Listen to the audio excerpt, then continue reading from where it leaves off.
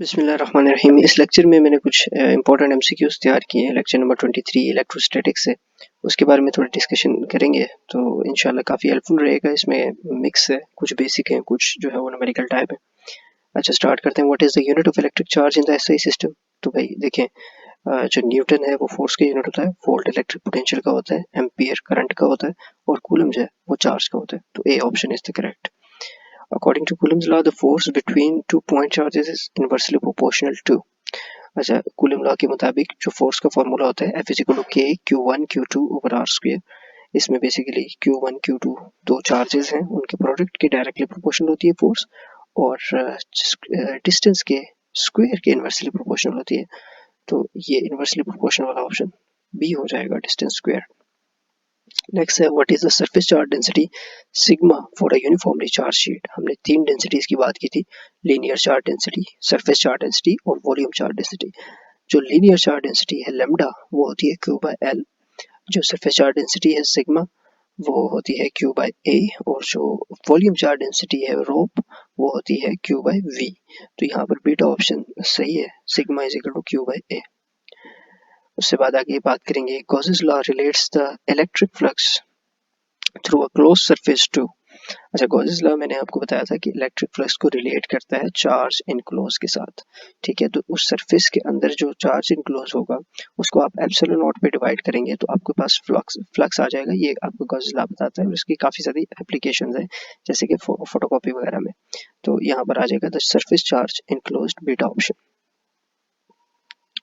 Next, for a uniform charge density sigma on an infinite plane, the electric field is। अच्छा, मैंने आपको ये चीज़ बताई थी कि जब आप इनफाइनाइट प्लेन की बात करेंगे तो जो आपकी यूनिफॉर्म चार्ज डेंसिटी सिग्मा है, ये सरफेस चार्ज डेंसिटी है। ठीक है, इसी तरह ये आपको इनफाइनाइट लाइन की भी बात कर सकता है जहाँ पर लैम्डा आ जाएगा। ठीक है, तो वहाँ पर अगर आपने इलेक्ट्रिक फील्ड फाइंड करनी है तो वो होती है सिग्मा, और C option, sigma over 2 epsilon naught. ये फॉर्मूला लेक्चर में मैंने बताया था। अच्छा, what is the electric field at a distance r from a long straight wire with linear charge density lambda? ठीक है, तो अभी इसने लीनियर चार्ज डेंसिटी लैम्डा की बात की है। ठीक है, अब वो लीनियर पे आ गया और बात उसने फिर वही की है, लॉन्ग स्ट्रेट वायर। ठीक, तो यहाँ पर जो इसका फार्मूला बनेगा E is equal to lambda over 2 pi epsilon naught are.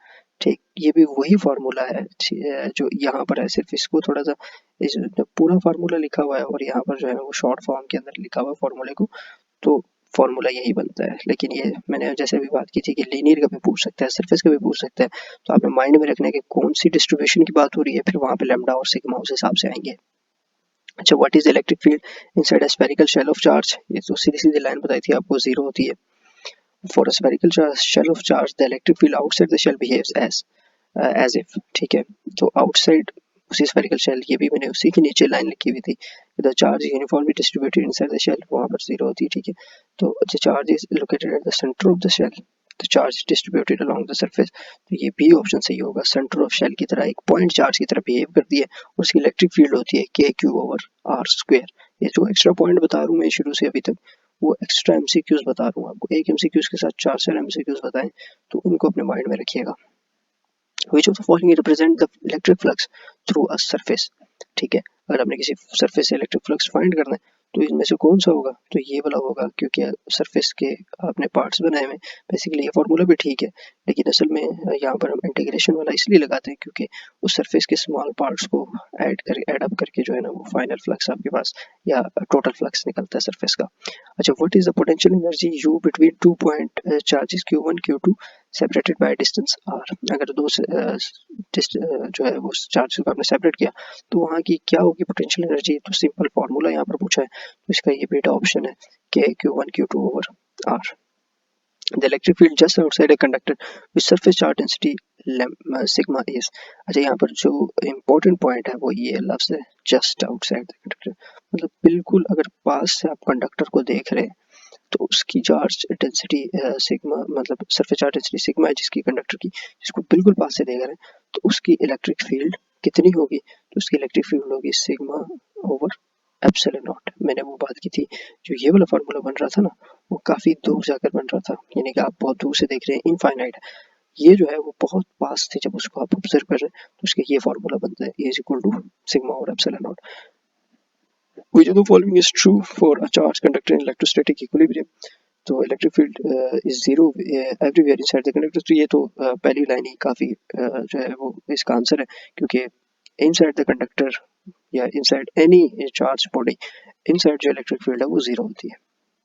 In the case of an infinite sheet of charge the electric field is, अगर आप इनफाइनाइट शीट ऑफ चार्ज ले लेते हैं तो वहाँ पर इलेक्ट्रिक फील्ड आपके पास किस फॉर्मूले के साथ आएगी? तो ये बेटा ऑप्शन है, अभी ऊपर भी इस पे बात की थी, सिग्मा ओवर 2 एप्सिलॉन नॉट।